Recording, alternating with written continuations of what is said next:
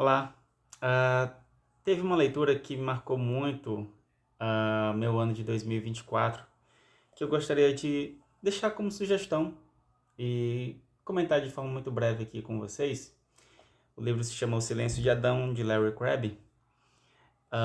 Eu já tinha esse livro há um bom tempo aqui na minha biblioteca, na minha pequena biblioteca, mas não tinha lido ainda, né? Tinha dado prioridade a outras leituras, mas nesse ano eu resolvi colocar como prioridade a leitura desse livro, né?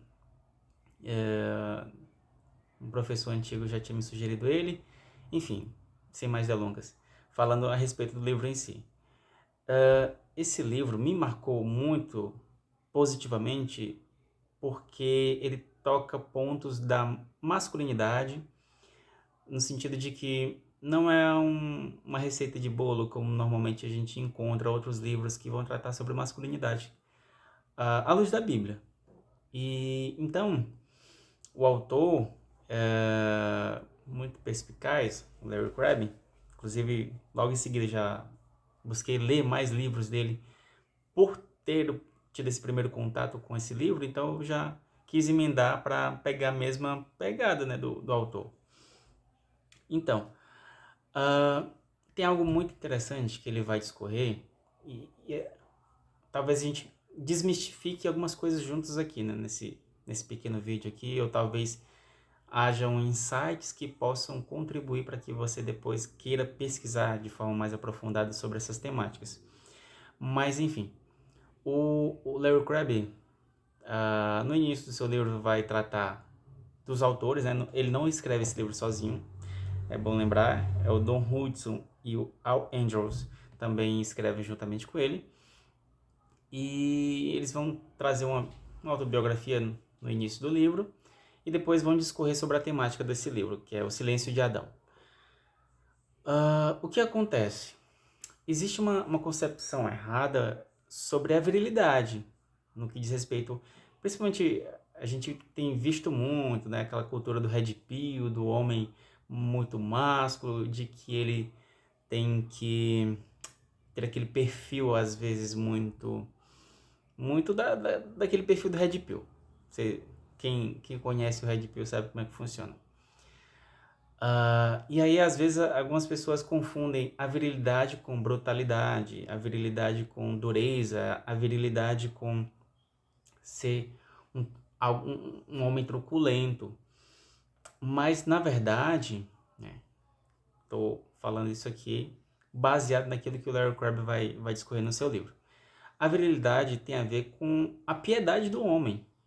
E, abrindo parênteses aqui, o livro é muito voltado para os homens mesmos, né? Assim, então, as mulheres que quiserem, claro, ler o livro, ótimo também, vão entender um pouco mais de como funciona o perfil, né? A cabeça do homem. Mas o livro é muito voltado para o homem, né? Então, voltando aqui. Então, ele vai falar de que a virilidade está ligada, na verdade, à piedade do homem. Ou seja, um homem viril é um homem piedoso, não é um homem truculento. Há uma grande diferença aí.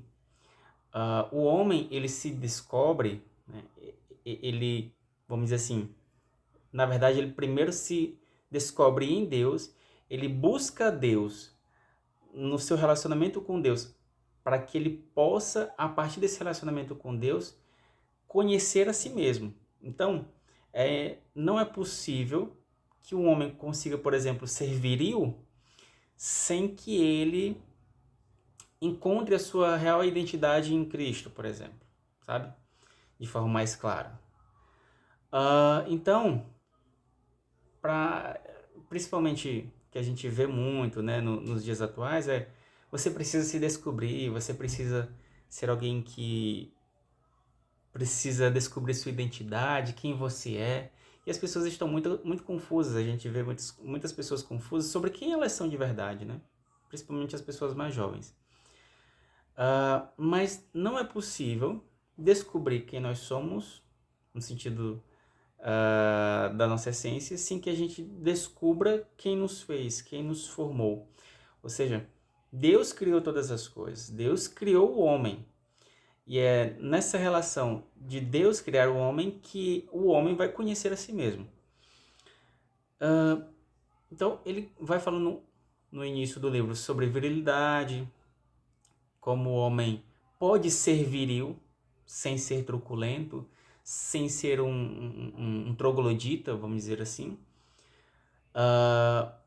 Porque se nós temos como referencial Jesus Cristo, a gente percebe que Jesus não era alguém bruto, não era um troglodita, mas na verdade era um homem muito seguro, era um homem muito manso, era um homem firme com suas palavras, é verdade, mas um homem amoroso, um homem que manifestava amor para todas aquelas pessoas que estavam ao seu redor.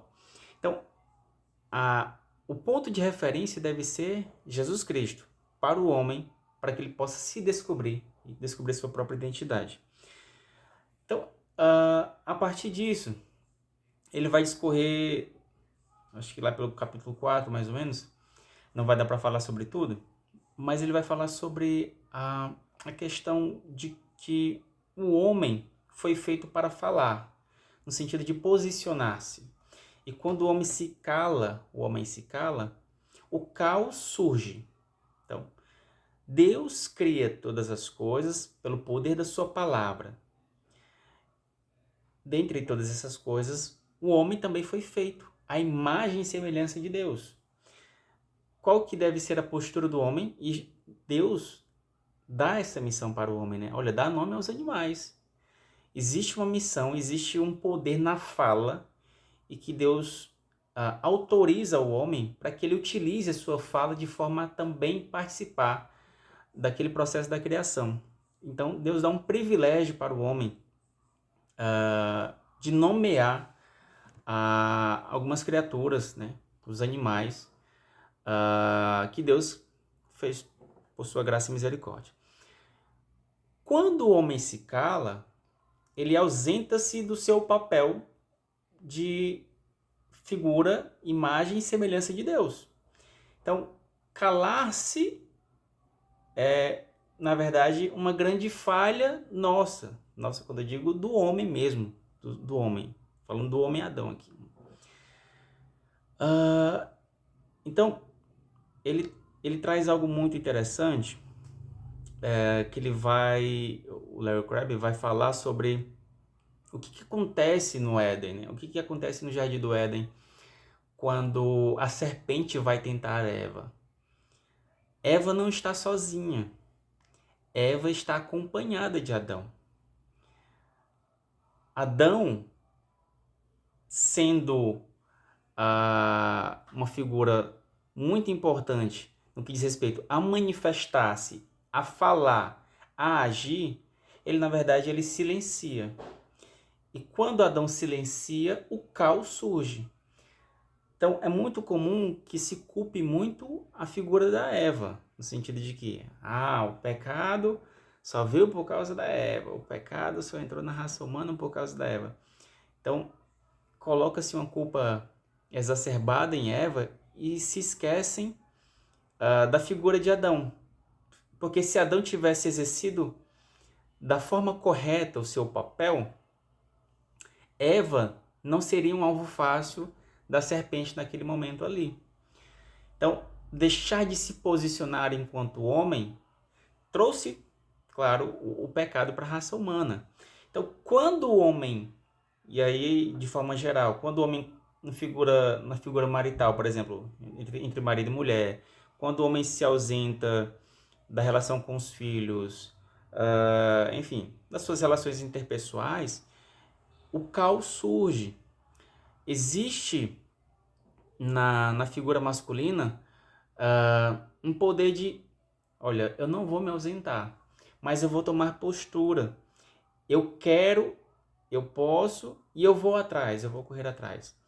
O homem, ele é muito ativo no sentido de que é ele quem toma a iniciativa, por exemplo, numa conquista, é ele quem não pode justamente ficar de braços cruzados quando a família está em crise. Não estou dizendo que a mulher também não tem o seu papel, mas a figura central no sentido de posicionamento é a masculina. Isso do padrão daquilo que foi criado. O pecado entrou no mundo, e aí, quando o pecado entra no mundo, existe a deformação tanto do homem quanto da mulher, na sua estrutura da natureza, enfim, da sua natureza perfeita, que deveria ter sido preservada, mas não foi. Então, ausentar-se é falhar, ausentar-se é não exercer o papel de Adão, é não exercer o papel de homem. Adão foi projetado para falar, para se posicionar e não o fez, né? Não cumpriu com o seu papel. Muito do que a gente vê hoje é famílias muitas vezes desestruturadas, com problemas. Se você observar, existe alguma falha no sentido de ou o pai ou a mãe estão em falta, né? Mas eu identifico muito no homem, né? Muitas vezes o homem se ausenta e deixa a responsabilidade de forma muito assim, nas costas da mulher, da esposa. É muito mais fácil para o homem ir embora, né? E dizer, olha, já cumpri meu papel, não quero mais assumir a responsabilidade. E a gente vê muitas famílias com a figura paterna ausente, né? No sentido de que a mulher ela tem que assumir o papel de mãe e às vezes de pai. Isso é um grande problema. Isso traz uma dor para a mulher, que tem que assumir aquele papel ali, uma responsabilidade muito grande para ela. Ela tem que fazer o trabalho de dois. Então, a figura masculina está muito ausente. O homem está ausente, está se acovardando. Eu vejo isso no meu trabalho, eu vejo isso no meu dia a dia, de pessoas que muitas vezes não se posicionam. E o não se posicionar traz um grande dano no ambiente em que essas pessoas deveriam estar. Então, minha dica de leitura, né, para 2025 é você que gostaria de um direcionamento, você homem, rapaz, O Silêncio de Adão. Coloca aí como prioridade nas suas leituras, né, de 2025. Tenho certeza que vai te ajudar bastante a compreender o teu papel enquanto homem.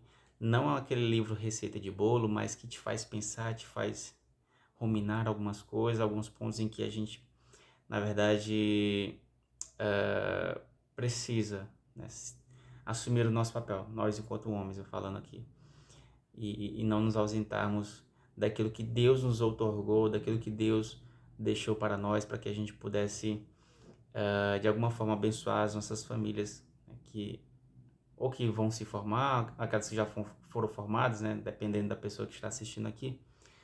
Enfim, queria apenas compartilhar esse breve relato sobre essa leitura que eu fiz em 2024, que fez muito bem para mim, né? E espero que faça muito bem também para você em 2025. E se você já leu, também comenta aí o que mais que você gostou desse livro, enfim. Ou também se você tem outras indicações de livros que tenham essa temática também que a gente possa compartilhar, também vai ser muito útil. Grande abraço, Deus abençoe, tchau, tchau.